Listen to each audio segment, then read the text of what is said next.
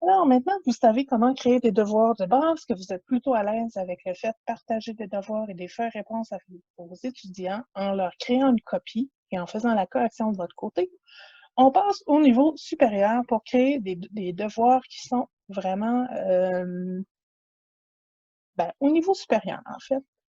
Donc, plutôt que d'avoir un PDF avec une feuille réponse à remplir, on va y aller avec ce que j'aime le plus, moi, c'est le Google Slide. Donc, Google Slide, c'est l'équivalent de PowerPoint, mais pour Google. Ce qui est super intéressant, bon, là, si on y va dans un format comme ça, ça peut fonctionner pour certains types de documents. Par contre, on a une option vraiment intéressante. En cliquant sur Fichier, on va descendre en bas et on va aller dans Configuration de la page. Donc, on peut configurer comme ça. Ce qui est intéressant, c'est si on va sur Personnaliser. Tous les enseignants savent de quelle est la grandeur d'une feuille normale. 8,5,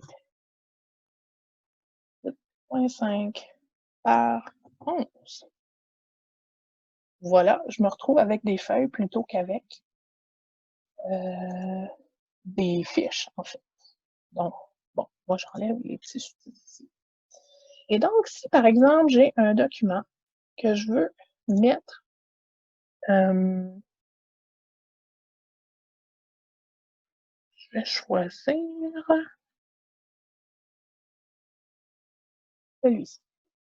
Bon, les étudiants ont un dossier à lire ici. Ils doivent remplir des questions. Comment je peux faire? Très facile. Donc, vous voyez ici, dans le bas de mon écran, on peut utiliser soit le print screen, ça fonctionne très bien, ou sinon, vous avez l'outil capture d'écran. Si vous ne l'avez pas, cherchez dans votre barre de recherche ici, capture d'écran. Vous allez apparaître avec les petits ciseaux. Il suffit de cliquer là-dessus. Nouveau. Là, je pourrais réduire ma page beaucoup plus. Okay, pour avoir la page complète, je prends mes ciseaux. Oh, là, je vais sélectionner ce que je veux couper et emmener dans mon dossier. Ça, édition copier. Et là, je m'en vais dans mon document. Coller. Je le redimensionne, ça fait là. Bon, là, c'est un peu petit pour mon étudiante. Et si je l'agrandis, ce qu'elle va faire, bien là, vous voyez, c'est un petit peu flou. Donc, ça ne fonctionne pas très bien quand on prend la page complète. Par contre,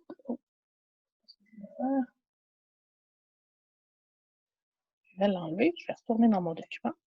Ce que je vais faire, moi, ce que je trouve qui fonctionne bien, c'est d'y aller vraiment par moitié. Donc, quand je le rouvre, j'ai juste à recliquer nouveau. Là, je vais sélectionner le haut, je vais aller jusqu'au premier paragraphe.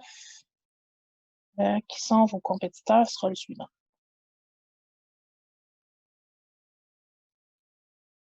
Je ne sais pas, je vais commencer.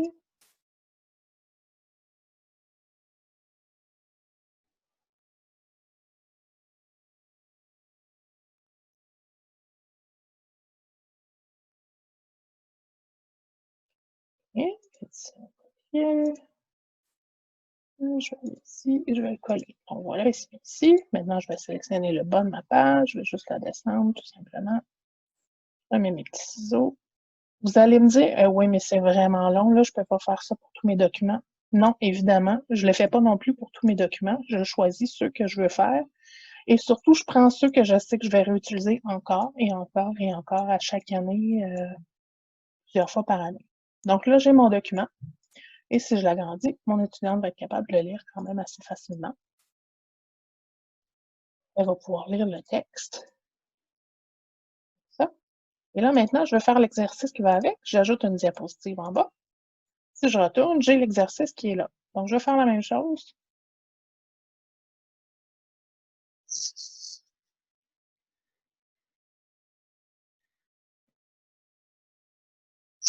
Ça. Là, je ne le ferai pas au complet, juste pour que ce ne soit pas trop long non plus. On zoome un peu pour voir ce que je fais.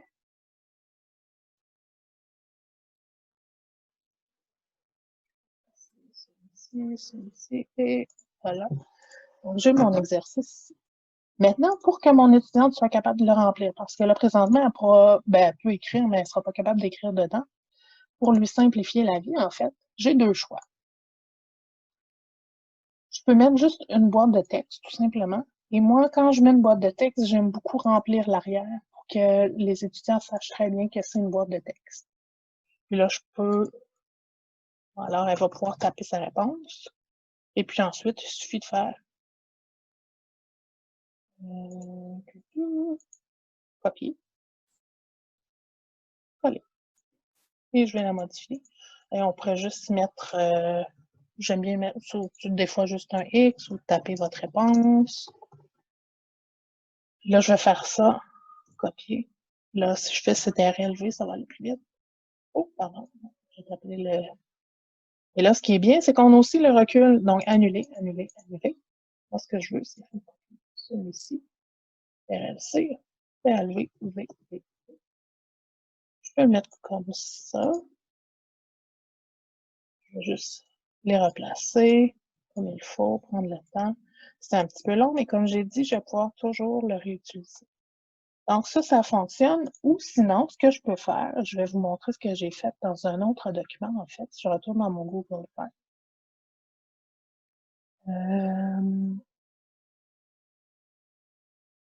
Je vais dans mon Google Drive, je vais pouvoir vous montrer comment j'ai fait pour les autres, en fait.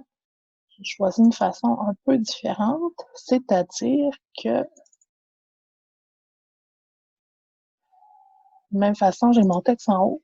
Plutôt que de faire une boîte de texte pour chaque réponse, j'ai simplement fait une grande boîte de texte.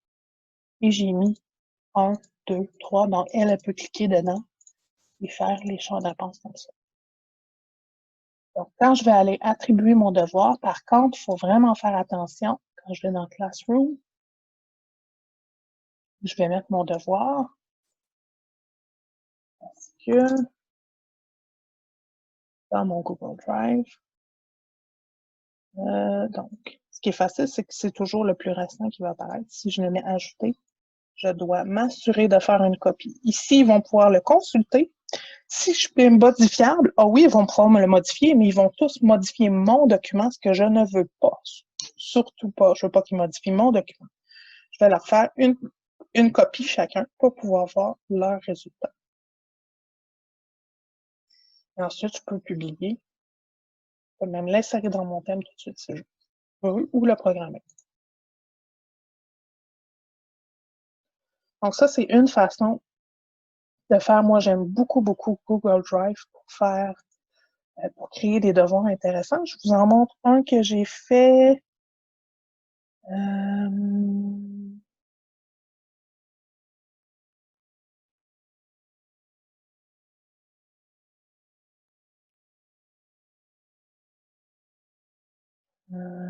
Je vais en trouver un vraiment intéressant.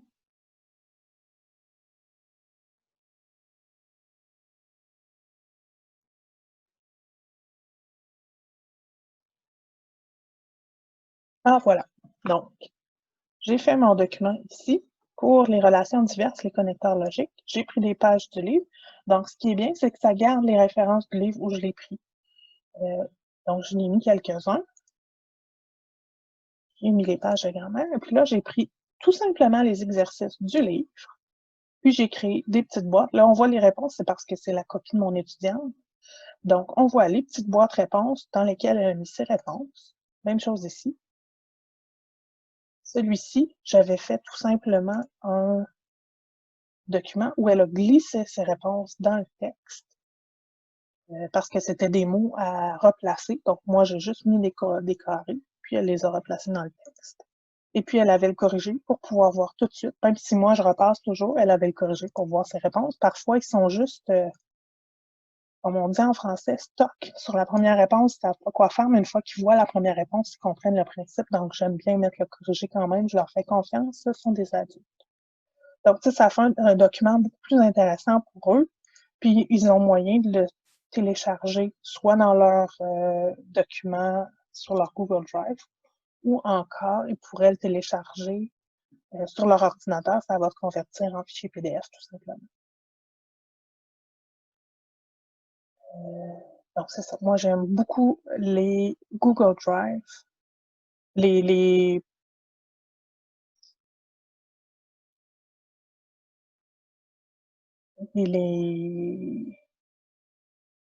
je cherche un mot, les Google Slides, pardon, pour faire des devoirs un peu plus complexes.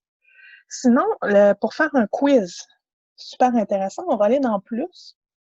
Oh, et en fait, avant d'y aller, on se dit que c'est long un peu faire le Google Slide et tout, mais ce qui est merveilleux avec tout ceci, si j'ai un exercice ici que j'aime beaucoup, je clique dessus, je me crée une copie.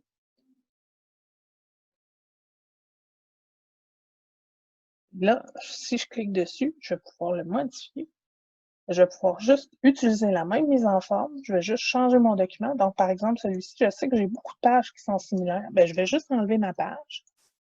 Je vais aller chercher mon nouveau document que je vais copier. Je garde déjà toutes mes flèches, ma grandeur de page. Je vais juste modifier mon titre dans le haut. Et puis, mon document va déjà être prêt. Donc, une fois que le premier canevas est fait, c'est quand même assez rapide, honnêtement. Et donc, c'est la raison pour laquelle, moi, tous les fascicules, je les ai faits de cette façon-là, parce que ben, j'en fais un par semaine, puis éventuellement, je les aurai tous en Google Slides, et puis je les réutilise chaque fois, étant donné que je fais une copie par étudiant. Donc, j'espère que ceci vous donnera beaucoup de pouces pour votre préparation et que vous aimerez l'utiliser.